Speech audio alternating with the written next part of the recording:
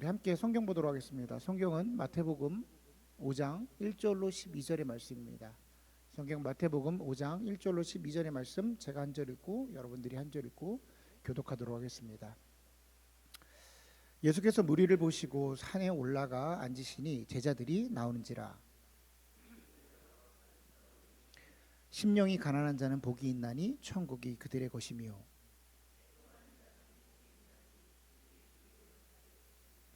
온유한 자는 복이 있나니 그들이 땅을 기업으로 받을 것이며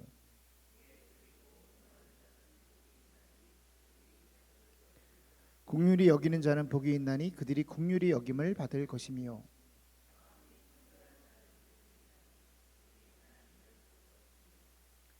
화평하게 하는 자는 복이 있나니 그들이 하나님의 아들이라 일컬음을 받을 것이며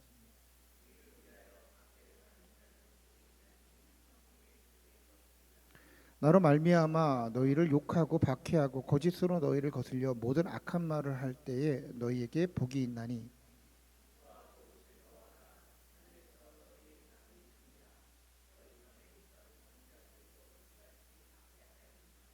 아멘. 자, 오늘 저와 여러분이 나눌 말씀의 제목은 결국 하나님 나라, 결국 하나님 나라라는 제목으로 말씀 나누도록 하겠습니다. 제가 2025년도 참좋은교회 표어를 정하면서 우리가 교회입니다 라는 표어를 정했습니다. 그러면서 한 두 가지 정도 설교로서 여러분들에게 이렇게 말씀을 전달해야겠다라고 했던 계획이 상반기에는 이 상상수훈을 통해서 하나님의 메시지를 또 예수 그리스도의 메시지를 여러분에게 강해 형식으로 좀 전달을 해야겠다라고 생각을 했고요. 하반기에는 인물 강해로 베드로라는 인물을 통해서 한 성도가 하나님의 나라를 통해서 성장하는 과정을 여러분들에게 강해로 좀 전달을 해드려야겠다라고 생각을 했습니다. 그리고 준비를 하고 있었어요. 이제 우리가 그 첫 시간으로 산산수훈의 첫 번째 시간을 이제 가지려고 합니다. 산산수훈이라는 거를 들어보신 분도 있고 이제 뭐 처음 들으시는 분도 있을 텐데 한자로 되어 있지만 정확히 표현하자면 예수님께서 산 위에서 설교하신 내용입니다. 산산수훈은 예수님이 산 위에서 설교하신 거구나라는 것을 알고 계시면 돼요. 사실 이 메시지는 굉장히 중요합니다. 우리가 오늘 읽은 본문은 그 산산수훈의 처음 시작입니다. 신앙생활을 어느 정도 하신 분들은 팔복이 있지, 예수님이 말씀하신 8개의 복이 있지라고 생각하시는 분이 있어요. 자, 그거는 시작입니다. 그리고 5장부터 7장, 5, 6, 7, 이 3장에 걸쳐서 만약에 성경책을 보시는 분은 예수님의 이제 발언이 빨간색으로 표현되어 있거든요. 성경은 이제 그렇게 되어 있는 부분들이 그런 성경이 있는데 5, 6, 7장은 새빨갛습니다. 새빨개. 왜냐하면 다 예수님이 설교하시는 내용이어서 그래요. 그 부분을 제가 여러분들에게 조목조목 좀 한번 나눠서 한번 전달을 해드리려고 합니다. 첫 번째 시간인데 오늘은 본문 안으로 들어가지는 않고요. 그 산산수훈에 대해서 우리가 첫 시간으로 그 배경 지식을 조금 알 필요가 있습니다.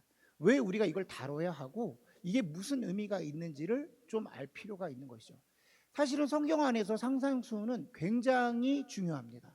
굉장히 중요해요. 왜 그러냐면 이 안에 예수님이 우리들에게 주신 메시지가 있습니다. 자, 우리는 크리스찬이죠. 우리는 기독교인이라고 얘기를 합니다. 기독교인은 뭐냐면 예수님을 따르는 제자들이고 예수님의 가르침을 따르는 사람들이에요. 여러분, 불자들은 석가모니의 가르침을 따르는 자들입니다. 그래서 그들은 정경을 보면서 그들의 그 나름대로의 그 정경을 보면서 그 부처의 가르침을 따라요. 유대교는 그 정경이 뭐냐면 율법입니다. 그들은 아직 예수님을 알지 못하기 때문에 하나님의 율법을 따르는 사람이어서 율법을 달달달달 외워요. 말을 하자마자 엄마라는 말을 하고 나서부터 첫 번째로 외우는 성경이 어디냐면 신명기입니다. 신명기가 뭐예요? 새로운 계명이에요. 모세를 통해서 주어진 계명을 외웁니다. 그래서 3살, 4살 때 그 계명을 다 외워버려요. 왜냐하면 하나님을 따르는 사람들이기 때문에 하나님의 메시지를 아는 거죠. 제가 여러분에게 이 자리에서 한번 질문을 한번 드려볼게요. 여러분, 우린 예수님을 따르는 사람들인데 예수님의 가르침이 뭐죠? 여러분이 알고 있는 예수님의 가르침, 뭐 긴장하지 마시고 그냥 알고 있는 거 아무거나 많이 있으니까요. 예수님의 가르침 뭐가 있을까요? 서로 사랑하라. 또 내 이웃을 내 몸과 같이 사랑하라. 도둑질하지 마라. 원수를 사랑하라. 누가 왼뺨을 때리고 오른뺨도 갖다 대라. 누가 겉옷을 달라 하면 속옷을 달라 겉옷까지 달라 줘라.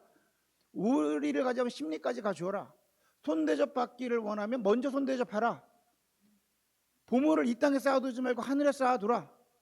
여러분 다 들어보셨던 얘기죠. 이게 산산수훈입니다. 그러니까 여러분들 이미 많이 알고 계세요. 근데 우리가 파편적으로 알고 계세요. 그래서 지금 그거를 좀 모아서 그 진짜 미닝이 뭔가를 한번 나눠보려고 하는 겁니다. 그러니까 산산수훈은 사실은 예수님께서 우리에게 주신 메시지이기 때문에 예수님을 따르는 자들이 그 예수님이 그럼 나에게 하신 말씀이 뭐야? 예수님이 우리에게 하신 말씀이 뭐야?를 우리가 한번 정립하는 거죠. 근데 죄송한 얘기지만, 이렇게 말씀해 죄송한 얘기지만 이제 시작하시는 분도 이 아래 계십니다. 그러나 오랜 동안 신앙생활을 했음에도 불구하고 이 산상수훈 안에 무슨 얘기를 했는지 모르시는 분들이 많아요. 그저 한 팔복도 외우면 땡큐입니다. 무것도 못 외우시고 그냥 그 중에 하나 나오면 그나마 복을 주신다니까 팔복에 반응하시는 정도인 거죠. 그러니까 우리에게 사실은 신앙에 문제가 조금 있는 겁니다. 왜 그러냐면 우리의 관심이 예수님의 메시지, 예수님의 가르침, 그 예수님이 우리에게 원하는 것, 이 궁극적인 메시지에 관심이 있는 게 아니라 예수 믿어 내가 좀 잘 되는 거에 조금 있어요. 예수 믿어 내가 병을 고치고, 예수 믿어 이 땅에서 내가 좀 부유해지고 축복받아서 뭔가 남들보다 잘 되는 거에 좀 집중되어 있습니다. 그래요. 예전에 우리의 신앙이, 부모님 때의 신앙이 너무 나라가 어려워서 그럴 수 있다고 생각이 됩니다. 그러나 지금은 조금 다르니까 정말 예수님이 우리를 향해서 하신 메시지가 무엇인가를 이번 기회를 통해서 한번 이제 올 2025년 상반기를 통해서 한번 정립을 하시면 좋을 것 같습니다. 그래요. 거기서 한번 얘기 좀 해주실래요? 뭐 소리가 계속 나네. 자, 산상수훈 예수님께서 그러면 예수님께서 산 위에서 설교를 하신 건데 오늘 본문에 보니까 이런 길이 있습니다. 예수께서 무리를 보시고 자, 그러면 이 산상수훈은 예수님께서 누구에게 설교를 했느냐? 영상이나 많은 영화 같은 걸 보면 예수님께서 이 산상수훈을 할 때 산 위에 올라가서 수많은 무리들에게 설교를 하십니다. 근데 실제는 어떤가 한번 보실까요? 우리 그 앞구절 마태복음 4장 마지막 절을 한번 볼게요. 4장 마지막 절을 한번 함께 읽어보겠습니다. 시작.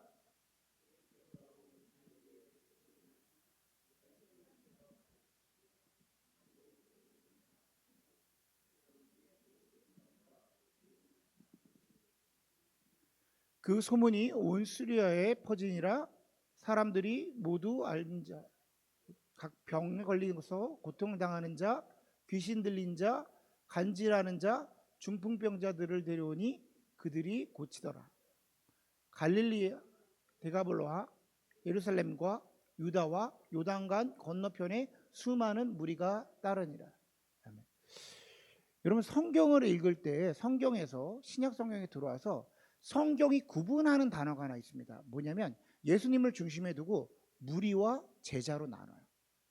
제자는 예수님의 선택을 받아 예수님의 콜링이 있었고 그 부르심에 응한 자들입니다. 다시 말해서 제자들은 예수님의 말씀대로 살겠습니다를 결단하고 사는 사람들이에요. 근데 많은 성경에서 무리라는 단어가 나옵니다. 이 무리는 뭐냐면 자신들의 욕망과 자신들의 필요, 자신들의 문제를 해결하기 위해서 나온 사람들을 무리라고 그래요. 성경은 계속해서 무리와 제자를 구분합니다. 이게 신약의 다른 부분에 보면 알곡과 쭉정이로 나뉘어요. 교회 안에 여러 가지 사람들이 있는데 이 교회 안에서도 큰 교회, 우리 모든 교회를 말하는 겁니다. 알곡과 쭉정이가 있다라는 거예요. 알곡은 뭐냐면 하나님의 백성이 돼서 하나님의 메시지를 따라가는 사람이고요.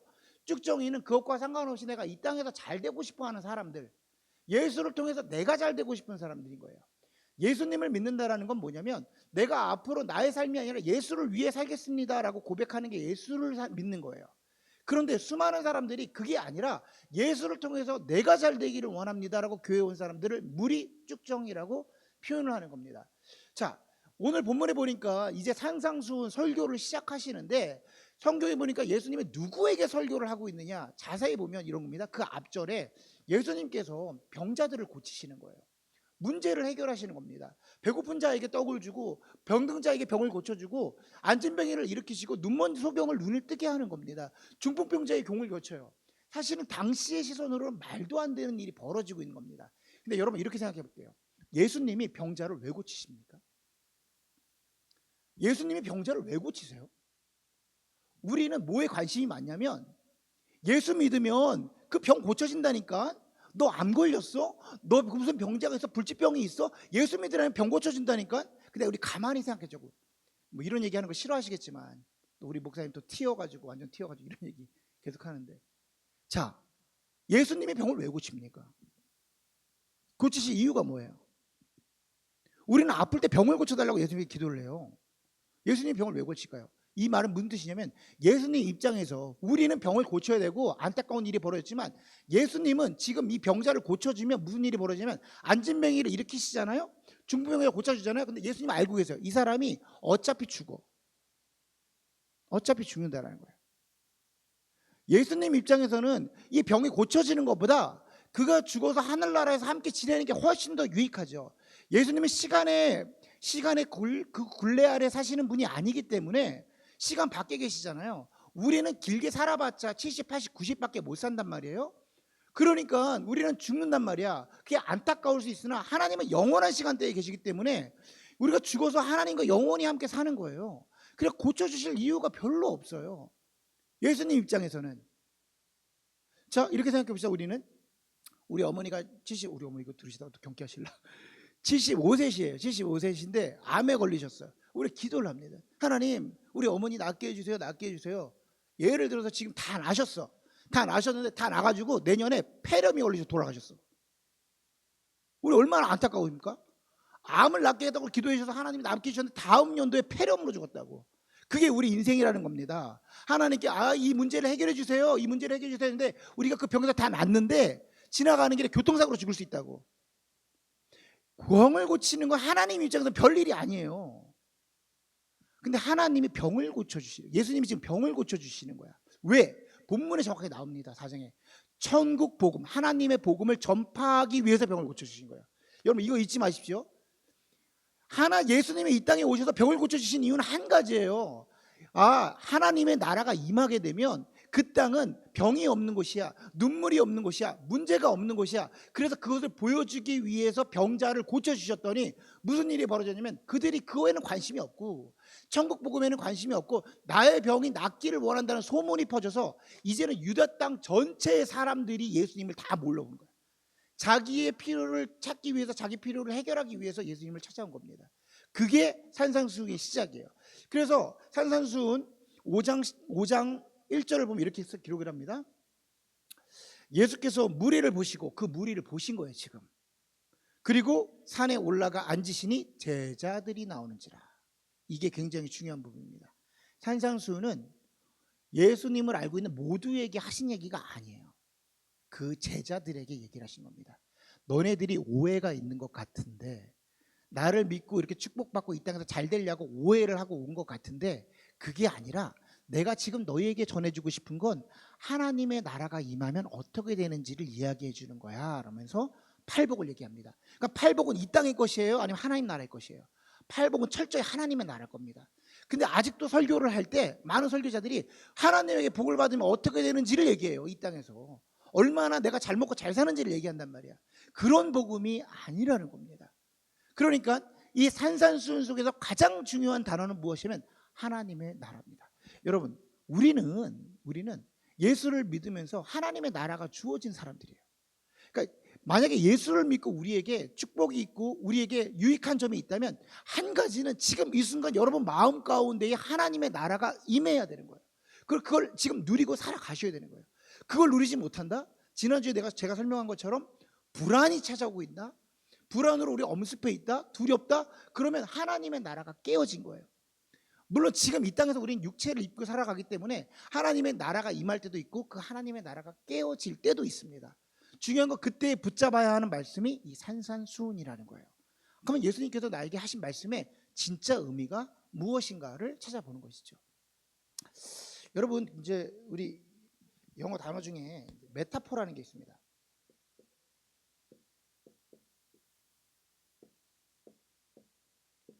메타포라는 단어는 은유죠, 은유.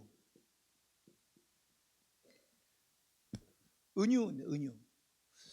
그래서 이 메타포라는 건 보통 이제 오늘 하늘이 눈물을 흘리고 있네, 뭐 이러면 비가 온다는 소리겠죠.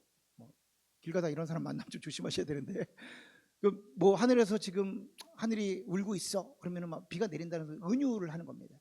근데 이 은유가, 메타포가 영화의 요소로 들어가잖아요. 그 영화가 되면 영화 안에 메타포가 숨겨져 있으면 그 안에 굳이 그 배우들이 말로 표현하지 않아도, 대사로 말하지 않아도 어떤 물건이나 시각적인 표현을 통해서 갖고 있는 의미를 상징적으로 보여주고 있는 이야기를 합니다. 성경에서 이거를 해석하는 게 굉장히 중요해요.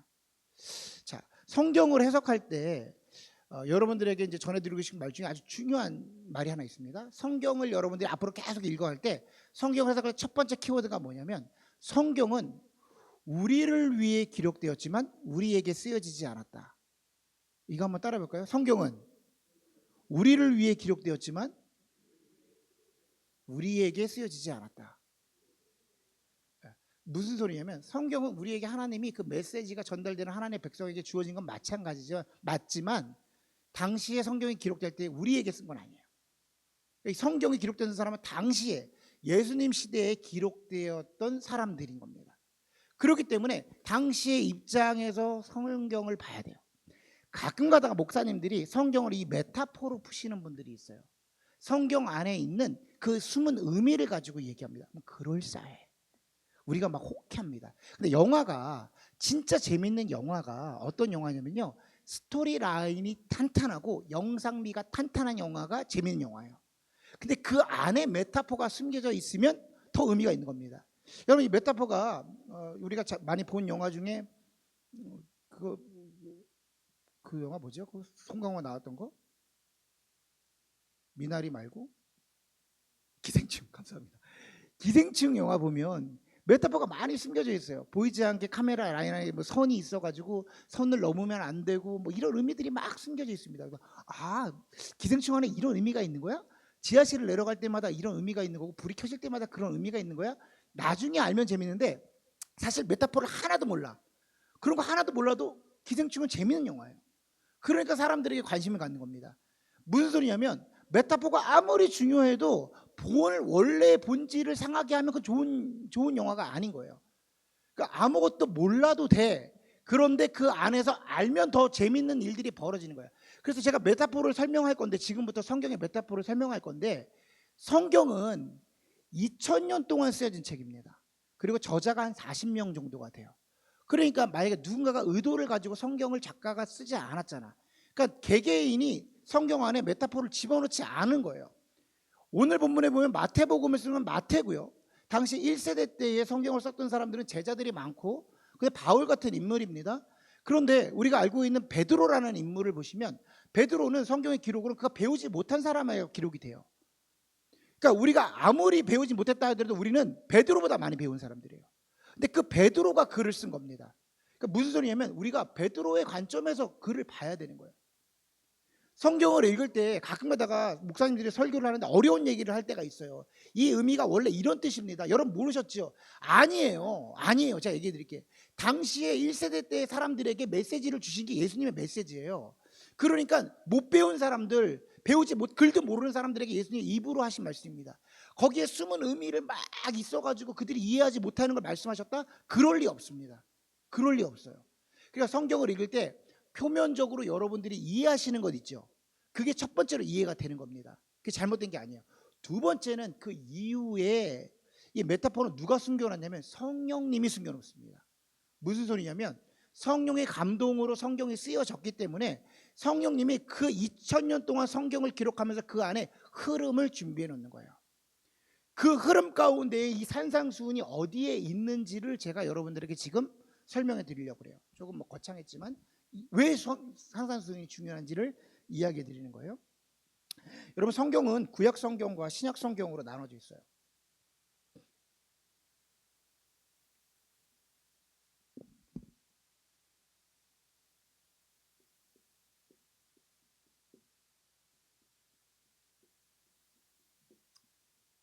구약 성경과 신약 성경으로 나눠져 있는데, 구약 성경의 모든 주제는 뭐냐면, 구약 성경이 말하고 있는 그 모든 주제는 오실 예수님을 얘기하는 겁니다.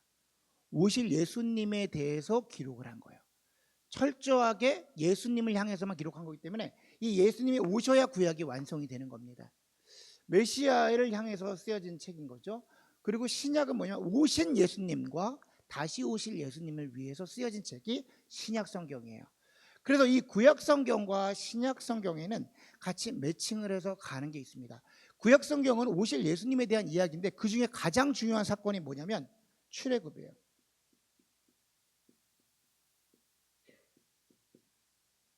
이 출애굽이라는 사건이 가장 중요한 사건입니다. 구약에서는. 왜냐하면 하나님께서 이 세상으로 대표되는, 죄악으로 대표되는 그 이집트에서 하나님의 백성들을 선택하시고 모세를 통해서 그 백성들을 건져내 홍해를 건너 하나님이 말하시는 가나안 땅 자이온으로 인도하시는 과정이 성경 전체의 과정입니다.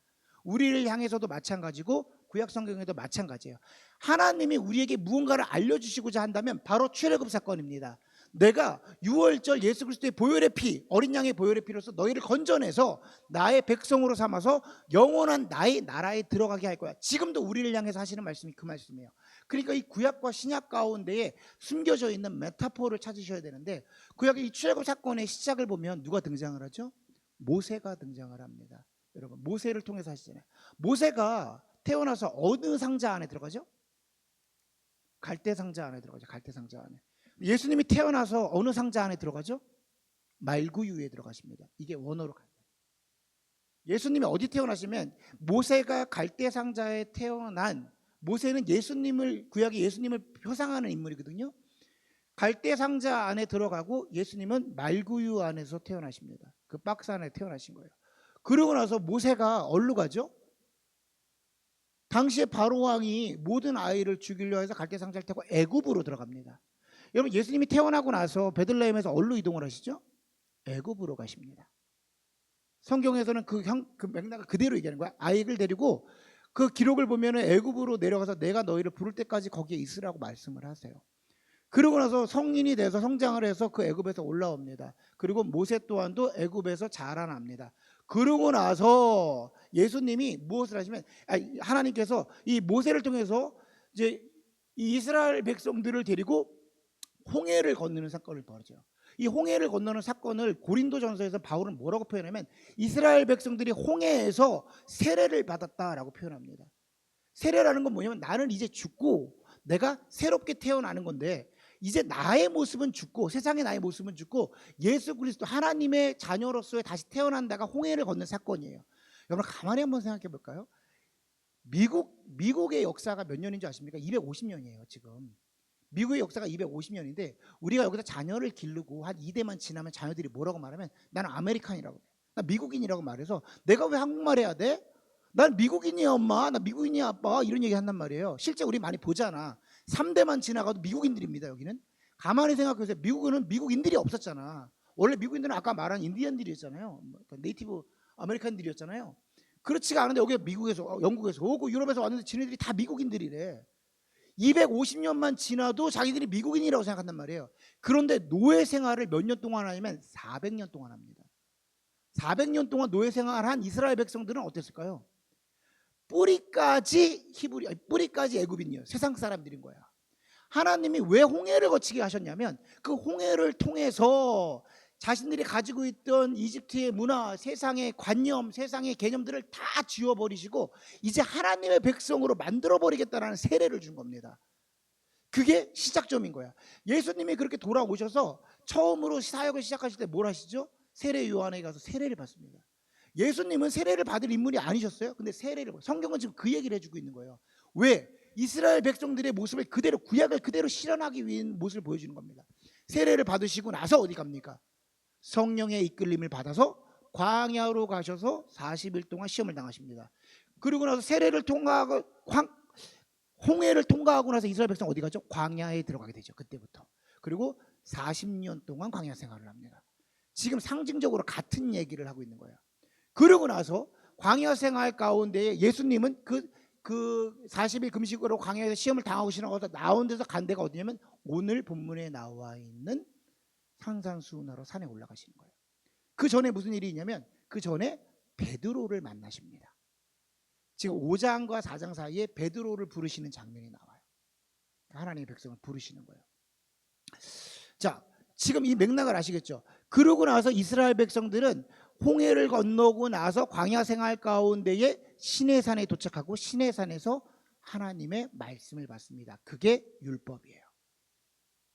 지금 산상수훈은 뭐냐면 상상수훈은 신약시대에 우리 시대에 주어진 하나님의 율법인 거예요. 하나님의 마음인 거예요. 근데 하나님 율법의 뜻은 뭘까요? 율법은 여러 가지 613가지가 있습니다. 10계명으로 시작해서 613가지가 있는데 그걸 정리하면 이거야. 이 말 다 지키면 너의 복 받아. 너네 이 말 안 지키면 죽어. 이거예요. 너네 이 계명 다 지키면 너네 복 받아. 근데 이거 못 지키면 죽어. 이겁니다.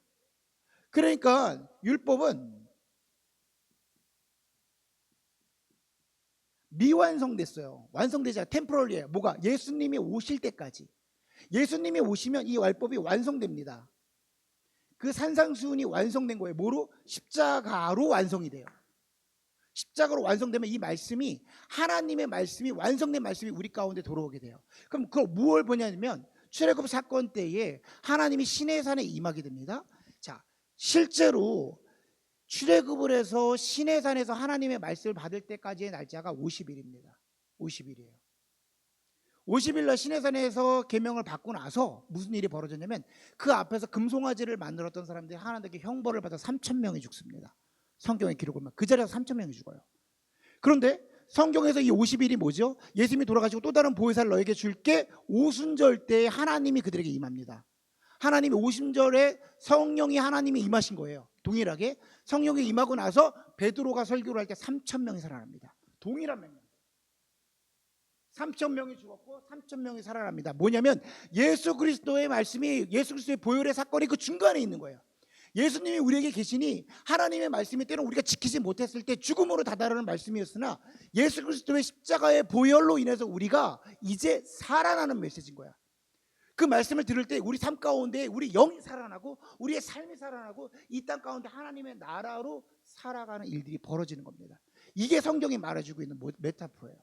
자, 그런데 이거를 마태가 기록을 했겠어요? 누가가 이걸 다 알고 기록했겠습니까? 그렇지 않습니다. 성령님이 이 구조 가운데 지금 성경을 쓰여진 거예요. 성경이 얼마나 대단한 책이에요. 그러니까 이 안에서 그러니까 이 산상수훈이 이거구나.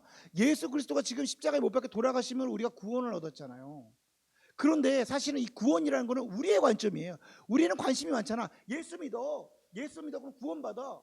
이거 구원받아 얼마나 좋아? 뭐가 좋아? 얘기해 볼까요? 여러분 예수 믿어 구원 받으셨죠? 자, 예수 믿었어, 구원 받았어. 그럼 뭐가 좋아? 지금 여러분 뭐가 좋으세요? 누군가를 전도합니다. 우리가 선교지에 가서 누군가를 전도해요. 우리 아버지를 전도하거나 안 믿는 사람을 전도해요. 자, 예수 믿으면 우리 구원받아. 예수님 우리 위해 십자가에 못 박혀 돌아가셨어. 그럼 뭐? 그리고 뭐가 좋아? 할 말이 없으니까 뭘 하냐면 그 아빠 힘들지, 아빠 병들었지, 그거 예수님 고쳐주신다니까. 그 사업에 문제 있지, 그 예수님 고쳐주신다니까. 그 여러 가지 관계에 문제 있지, 그 예수님 해주신다니까. 일로 가버리는 거예요. 예수님은요 구원에 관심 없으셨어요. 예수님이 이 땅에 오셨을 때 십자가 사건을 이루시고 그 구원은 예수님의 일이니까 그걸 완성하시고 하나님 원하셨던 건 하나님의 나라예요. 예수님의 관심은 하나님의 나라. 그 구원을 십자가를 통해서 이제 너희에게 임한 하나님의 나라가 임하면 이제 나와 함께 그곳에서 동행하는 거야. 그래서 예수님이 제자들과 다닐 때 이런 얘기를 많이 해서 내가 언제까지 너희와 함께 있으리냐. 왜냐하면 이 참 병을 못 고치는 거야. 자꾸만 예수님이 있을 때 해야 되는 걸 제자들이 앞으로 못하는 거야. 그러니까 내가 어느 때까지 너와 함께 하겠느냐. 병 고치는 게 중요한 게 아니라는 거예요. 앞으로 내가 십자가에 못 박혀 돌아가고 나서 그 하나님의 나라가 너희 가운데 임하게 되면 이런 병들이, 이런 관계가, 이 땅의 것들이 문제가 되지 않아. 이 땅은 잠시 잠깐 있는 거예요. 여러분이 정말로 몇 해나 사실 것 같으세요? 얼마나 오래 사실 거예요? 어른들 계신데 제가 또 버르장머리 없이 이런 얘기해서 죄송하는데 100세 시대다 요즘 이런 얘기 하잖아요. 그 100세 시대 그 뻥인 거 알고 계시죠? 100세 시대는 누가 말하는 거냐면 보험회사에서 말하는 겁니다. 제약회사가 말하는 거예요. 건강식품 말하는 데가 말하는 거예요. 인생은 100세를 못 살아요, 여러분. 실제로 최근에 조사한 거에 평균 수명이 줄어들었어요. 최근에 조사한 게 평균 수명이 줄어들었다고. 우리가 평균 수명이 늘어난 이유는 사람들이 실제 오래 살아서 평균 수명이 늘어난 게 아니라 아이들이 죽지 않아요. 옛날에는 전쟁이나 여러 가지 질병 때문에 아이들이 죽어서 평균 수명을 잘라 먹었었어. 지금은 아이들이 죽지 않으니까 평균 수명이 쫙 늘어난 겁니다. 그러니까 여러분, 우리는 그러니까 100세를 사는 게 아니라 실제로는 7, 80세를 건강하게 살아요. 근데 사람은 100세를 넘기지 못합니다. 120세를 넘기지 못해요. 이유가 여러 가지가 있습니다. 뭐하다 여기까지 왔어. 아무튼 간에 이 땅에서 그러니까 예수님은 그거에 관심이 없으신 거예요. 너희가 이 땅에서 얼마나 잘 먹고 한평생 잘 사는 거 관심이 없는 겁니다. 하나님이, 예수님이 관심이 갖고 있는 것은 내가 구원해서 너와 함께 지낼 하나님의 나라에서 너와 함께 지내는 거예요. 이게 무슨 소리냐면 지금 예수님이 우리 가운데에 임하셔서 그 안에 주실 수 있는 평안이 너희 안에 있느냐라는 겁니다. 이건 실체예요. 기독교에서 이거 외에 다른 거를 말하면 다 이단이에요. 다 이단이에요. 이것밖에 없으니까. 결국 하나님 나라예요. 결국 하나님 나라. 근데 우리의 소망이 만약에 다른 데 있으면 병고침, 부유함, 내가 잘됨 이런 게 있으면 핀트가 안 맞는 거예요. 그러면 예수님이 또 앉혀놓고 제자들에게 너네가 오해가 있는 것 같은데 이 말을 들어라 라고 메시지를 주는 겁니다. 그 산상수훈이 어느 포지션에 있느냐? 구약의 율법의 포지션입니다. 유대인들은 지금도 그 율법대로 율법을 붙잡고 혹여나 내가 이것을 지키지 않아서 벌을 받을까 봐 그렇게 뭐 어젯밤 토요일이니까 어젯밤에도 계속해서 가스불을 끄지 못하고 차를 타지 못하고 그 율법대로 살아가는 사람들이에요. 근데 우리는 예수 그리스도의 십자가의 보혈로 인해서 이제 주님께서 그 율법을 완성하셨기 때문에 우리 가운데 임한 하나님의 나라를 실제로 누릴 수 있는 자들이 됩니다. 그 방법에 대한 것들이 산상수훈을 통해서 제가 여러분들에게 알려드릴 거라는 겁니다. 자, 여러분, 지난주에 제가 여러분들의 그런 설교를 했어요. 우리가 세상이 좀 거친 표현을 썼죠. 세상이 너무나도 험난하다. 우리를 불안하게 만든다. 그 안에서 잠잠히 여호와 하나님을 바라자. 최근에 이제 접했던 책 중에 하나가 그 스위스 철학자의 알랭드 보통의 불안이라는 책을 읽었습니다.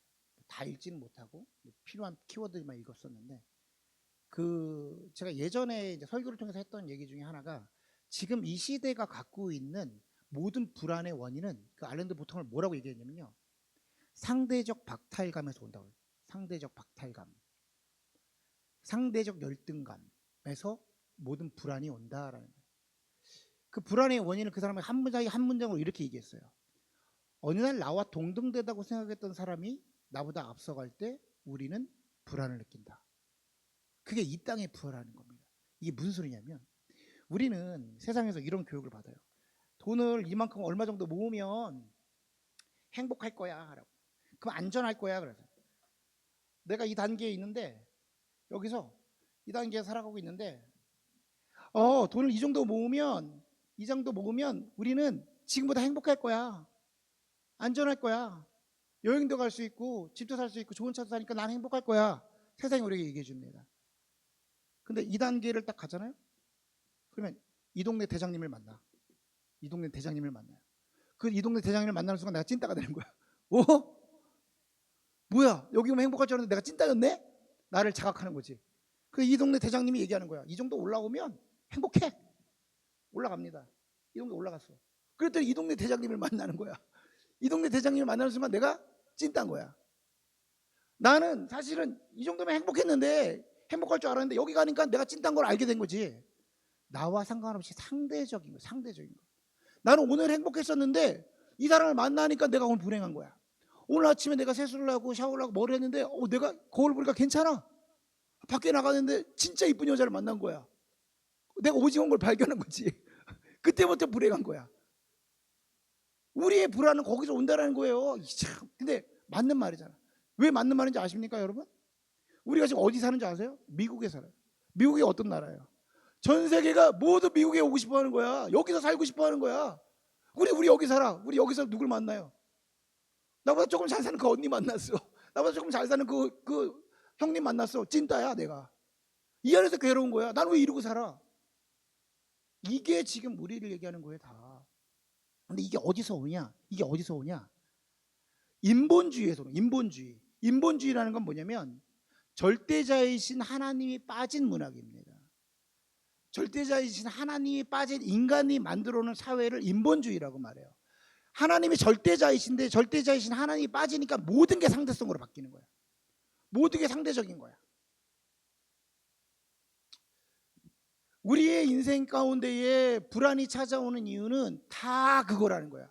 원천적으로 절대자이신 하나님이 내 안에서 빠지는 순간 내가 어디에 둬야 할지 모르니까 누구를 만날 때마다 내가 요동치는 거예요. 누구를 만날 때마다 요동치는 거야.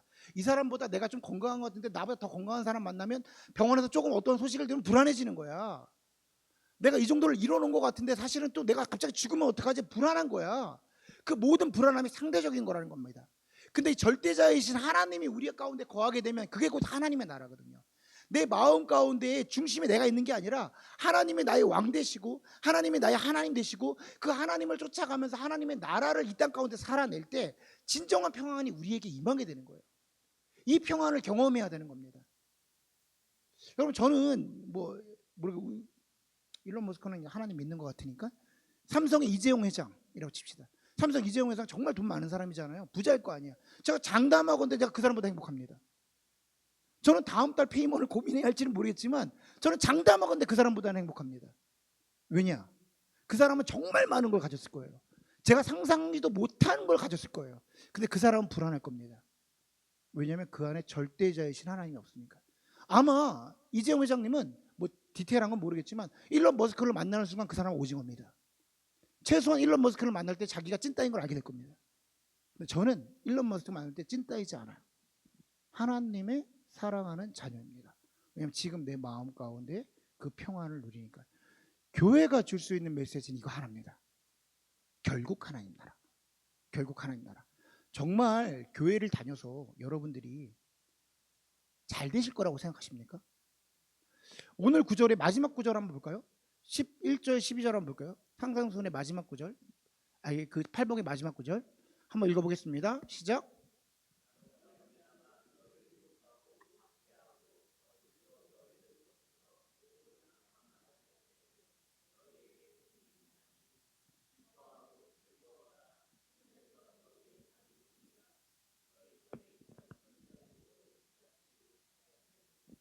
축하합니다 여러분.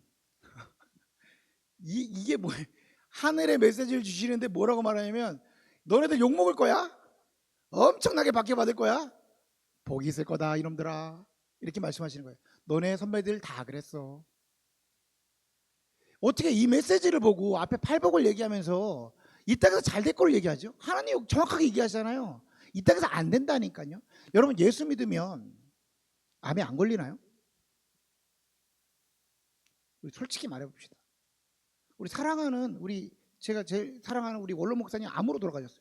그분의 삶을 보면 정말 저한테는 본이 되는 신앙인이었어요. 예수 믿으면 암이 안 걸리나요? 그 전체 평균을 보면 예수 믿는 사람들이 신앙인들이 확실히 암의 빈도가 떨어지나요? 말도 안 돼. 그런 게 어디 있어요? 그러면 예수 믿는 사람들은 암에서 잘 낫나요? 회복률이 높아요? 없어. 그런 거 없어요. 예수 믿는 사람 평균 수명이 높나요? 없어요. 그런 거 없어. 예수 믿는 사람들이 교통사고 빈도가 떨어지나요? 없어. 그런 거 없어요. 이 땅의 관념이 아니야. 이 땅에 예수 믿는 거 이 땅에서 잘 되는 게 아닌 겁니다. 하나님은 정확하게 말하면 이 땅에 관심도 없으세요. 그분은 이 땅이 한 점과 같은 거예요. 시간으로 말하자면 우린 잠시 있다 가는 거야. 이 잠시 있다 가는 것 가운데 하나님이 우리를 사랑하셔서 예수 그리스도를 보내주시고 그 기간 동안 힘들지 않고 목자 없이 유린하지 말고 하나님의 나라가 잠시 육체 가운데 한계가 있지만 그 한계 가운데 하나님의 나라를 누리다가 천국에서 훗날 천국으로 오라고 예수 그리스도를 우리에게 허락해 주신 겁니다. 여러분 우리가 예수 그리스도의 십자가의 보혈로 그분을 믿는다라는 것은 그분을 통해서 내가 뭐가 잘됨이 아니라 그분으로 인해서 내 마음 가운데 이 세상 어두운 세상을 살아갈 때 그분으로 얻는 평안인 거예요. 그러면 천민성 목사는 다른 신앙인들은 그 평안이 계속해서 유지되나?